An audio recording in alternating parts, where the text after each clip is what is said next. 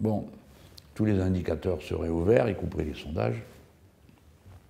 C'est relatif, mais bon, puisque eux, ils y croient. Bah alors, bon, évidemment, le plus pénible pour nous, ça a été le sort que nous a réservé l'essentiel des médias, pas tous, hein, l'essentiel, notamment les médias du soi-disant service public, qui sont de pures officines de malfaisance étatique, parce que des gens abusent de leur pouvoir, on n'a pas de recours. Vous savez qu'on a fait une pétition sur le sujet, hein. Elle va arriver à 200 000. J'ai demandé rendez-vous au président de la République. Je vois mes collègues ici, les présidents des autres groupes, pour qu'on puisse en faire une décision. Un conseil déontologique en France, il y en a dans plein de pays du monde. Bon. Et vous avez vu immédiatement comment un certain nombre de membres de la caste, hein, pas tous, hein, ont réagi contre Mélenchon, veut brimer la liberté. Oui, je veux brimer la liberté de mentir, de truquer, de manipuler, en effet. Et avec des sanctions qui ne seront même pas financières, hein, qui sont symboliques. Moi, ça m'intéresse qu'on dise, quand quelqu'un raconte quelque chose de faux sur moi, et souvent d'infâme, qu'un autre le répète, que je puisse avoir un autre recours que le procès en diffamation. Parce que moi, je n'ai pas envie de faire des procès aux gens. Mais s'il y avait une instance qui dise, ben ça c'est faux, juste la sanction morale me suffirait. Tiens, pas plus tard que ce matin, il y a Madame Salamé qui a encore fait un coup pourri typique de ces bandes-là. Elle voit un gars de droite qui a fait une déclaration un jour à l'Assemblée qui était très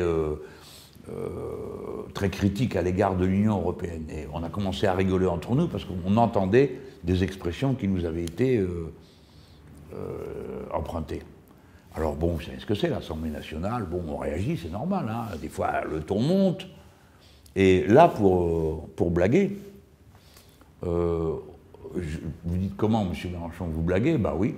Par exemple, hier, il y a eu une députée de La République En Marche qui a posé une question, mais qui était de la brosse à reluire absolue pour le gouvernement. Genre, Madame le ministre, votre excellente politique nous a beaucoup plu et nous avons une question à vous poser sur les excellentes mesures que vous avez prises. Alors tout le monde rigolait, sur tous les bancs, parce que c'est grotesque, on ne pose pas des questions au gouvernement qui sont des coups de brosse à reluire comme ça.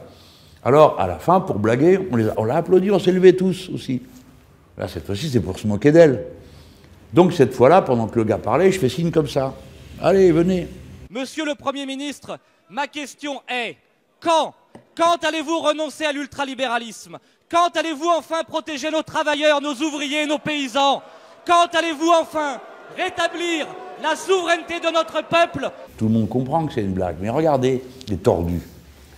La Madame Salamé, qu'est-ce qu'elle fait? Elle dit au gars en question, qu'elle reçoit pour l'interroger, alors, est-ce que vous avez répondu à l'appel de la France insoumise pour les rejoindre?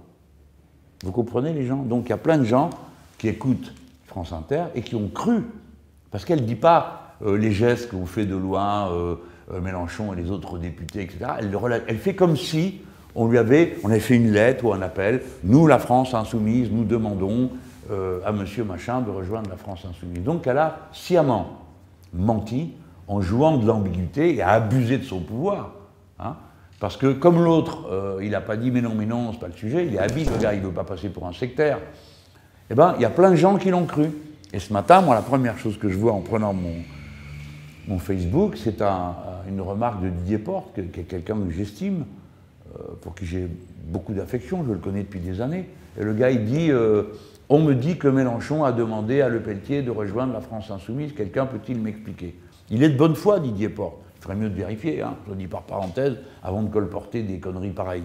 Mais bon, il est de bonne foi. Donc, Madame Salamé a au moins trompé une personne, Didier Porte. Donc, il ne doit pas être le seul. Il ne doit pas être le seul. Voilà les méthodes qu'utilisent ces gens, qui ensuite sont là, nous faisons notre travail, indépendant, éthique, déontologique, je ne sais pas quoi, c'est des menteurs et des truqueurs. D'ailleurs, vous le savez bien, parce que l'autre soir, peut-être que vous avez regardé l'interview, je crois que ça s'appelle comme ça, enfin le truc passe-plat, quoi, de M. Delahousse avec le président de la République. On se fait foutre de nous, mais dans la terre entière. Hein. Les gens disent, mais c'est ça le journalisme politique en France, hein. Y en a un qui a fait un tweet en disant « La question la plus insolente du journaliste a été Monsieur le Président de la République, il y a un beau sapin de Noël dans votre entrée, quels sont vos vœux pour la France? N'ayez pas peur de le dire. Alors l'autre, tu parles, il était mort de peur, hein, de dire, ah ben moi, devant le sapin de Noël, j'ose pas parler. Enfin, c'est une comédie qui est offensante pour notre pays, parce que les gens qui nous regardent se foutent de nous, mais pour nous aussi, pour chacun d'entre nous, c'est offensant. On vous prend pour des gosses, pourquoi? Pour des imbéciles, pour des gens qui ne vont pas comprendre ce qui se passe là. Voilà, donc il y a urgence qu'il y ait un conseil déontologique face à la presse et surtout le service public dont le naufrage moral est total hein, dans cette histoire-là. Je voulais vous le dire, pas pour que vous vous disiez qu'on ait un quelconque coup au moral, parce que prendre des coups de leur part, bon, pour ce que ça a donné, le résultat que ça donne, c'est je progresse dans les sondages, et Corbière, qui s'en est pris encore plus que moi, pendant tout le début du trimestre aussi. On progresse plus que les autres. C'est pour dire. Mais c'est parce qu'il faut que ça cesse, quoi.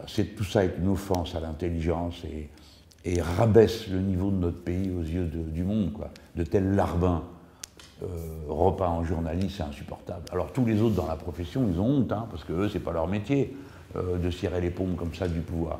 Mais pour 4 ou 5 qui utilisent des méthodes de cette nature, bah, tous les autres se sentent mal.